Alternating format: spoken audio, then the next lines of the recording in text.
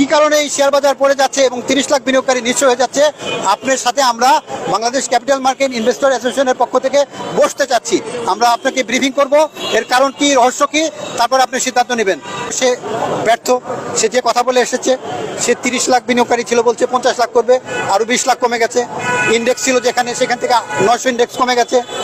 70 থেকে 80 হাজার কোটি টাকা পুঁজিবাজার থেকে উধাও হয়েছে। তার সার্থকতা কোথায়? তিনি কিছু জরিমানা করেছেন, 1 পয়সা আদায় করতে পারবেন না, 1 পয়সাও করেও নাই। উনি অন্ধের মতো জেড ক্যাটাগরিতে নিয়ে যাচ্ছে।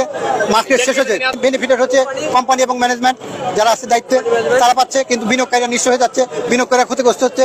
উনি উল্টা কাজ করতেন, যত কাজ করতেন সব উল্টা। অর্থ উপদেষ্টা আমাদের আন্দোলনের মুখে, দাবির মুখে কেন বলেছিলেন যে রাশেদ মাকসুদকে এসএসসি সিকিউরিটি থেকে সরানো দরকার?